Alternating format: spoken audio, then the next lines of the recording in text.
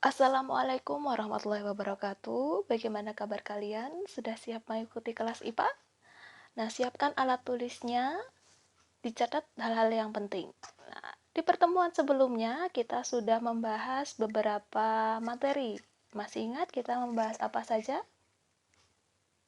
Nah, di pertemuan sebelumnya kita sudah membahas tentang keterampilan penyelidikan IPA, metode ilmiah, objek kajian IPA, bidang kajian IPA, dan manfaat mempelajari IPA.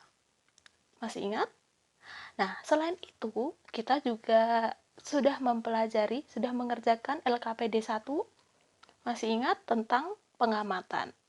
Nah, di sini yang akan kita bahas nomor 3, 4, dan kesimpulan. Apakah ada alat yang membantu kalian dalam pengamatan ini? Tentu ada. Apa saja? Ayo. Tentu ya, membantu kalian dalam pengamatan ini adalah alat indera. Lalu yang diamati apa saja objeknya? Kalian mengamati meja, ada yang mengamati tumbuhan, ada yang mengamati buku, berarti objeknya adalah makhluk hidup dan benda mati. Sedangkan keterampilan IPA apa yang saya gunakan hari ini? Ada pengamatan, inferensi, dan mengkomunikasikan. Benar? Nah, di pertemuan kali ini, kita akan membahas tentang KD yang sama seperti minggu lalu, hanya saja tujuannya berbeda. Secara garis besar, tujuannya kita akan membahas tentang pengukuran, tentang besaran, dan satuan. Sudah siap? Nah, apa sih yang dimaksud dengan pengukuran? Tentu kalian sudah biasa mengukur tinggi badan, mengukur berat badan, mengukur panjang meja, dan juga yang sering sekali kita lakukan kali ini mengukur suhu tubuh. Nah, apa sih sebenarnya pengukuran itu? Pengukuran adalah proses membandingkan nilai besaran yang diukur dengan alat ukur sebagai satuan. Ada dua kata kunci ya, besaran dan satuan.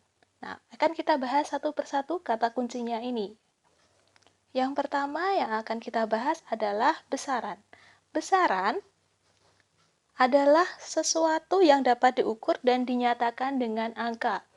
Panjang, massa, waktu, kecepatan, semuanya adalah besaran karena bisa dinilai dengan angka.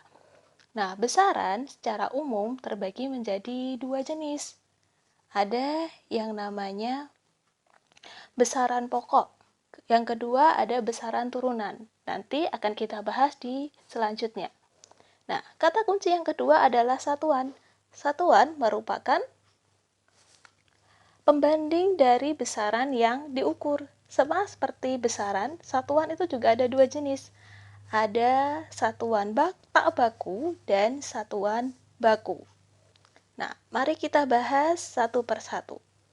Nah, sebelumnya, coba perhatikan contoh berikut. Iya, ada pengukuran tinggi badan.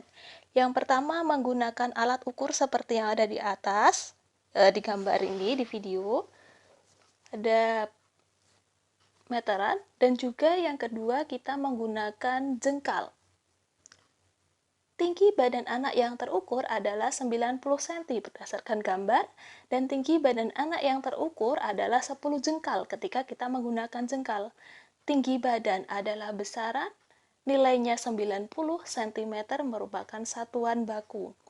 Tinggi badan besaran, 10 itu nilai jengkal satuan tak baku. Paham sampai di sini? Ini materi matrikulasi ya, diingat lagi. Nah, sekarang coba perhatikan contoh yang lain tentang pengukuran ini. Kira-kira sedang mengukur apa? Yang kita ukur adalah panjang. Gambar yang pertama menggunakan alat ukur mistar atau penggaris. Nanti satuannya cm.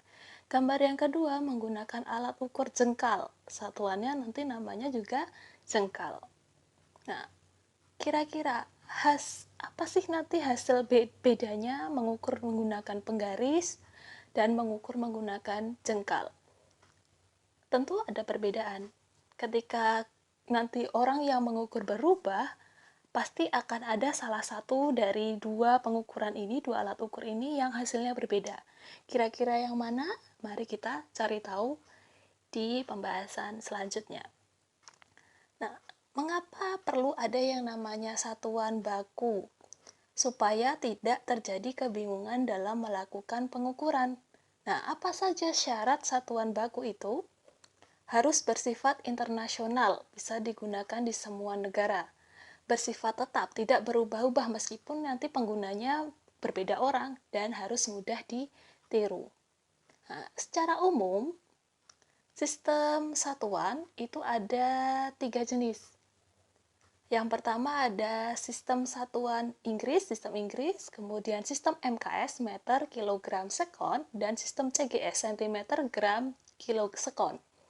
Nah, tadi kita sudah membahas satuan baku. Nah, dari ketiga sistem ini, yang termasuk satuan baku, yang merupakan satuan baku adalah sistem MKS, atau biasa kita sebut sebagai satuan internasional. Nah, ketiga sistem ini dibuat oleh ilmuwan, dirumuskan berdasarkan yang namanya besaran pokok. Ada 3 besaran pokok ini. Nanti kita bahas satu persatu. Besaran pokok itu adalah besaran yang sudah ditetapkan atau distandarkan secara internasional. Ada 3 macam besaran pokok yang sudah ditetapkan. Yang pertama ada meter standar panjang. Jarak yang ditempuh cahaya dalam ruang hampa. Yang kedua adalah 1 kg standar. Massa sebuah silinder platina iridium murni atau setara dengan 1 liter air murni pada suhu 4 derajat Celcius. Dan 1 sekon standar, waktu yang diperlukan atom Ce133 untuk melakukan getaran sebanyak seperti yang bisa kalian baca ini. Nah, itu tadi besaran pokok yang digunakan untuk membuat 3 sistem satuan. Nah, secara umum ternyata besaran pokok itu tidak hanya cuma ada 3, tetapi ada 7. Bisa kalian perhatikan pada tabel ini. Panjang, massa, waktu, suhu, kuat arus, jumlah molekul, dan intensitas cahaya. Di sebelahnya sudah ada simbol besaran, nama satuan SI-nya, dan singkatan simbol satuannya, serta sudah ada alat ukurnya.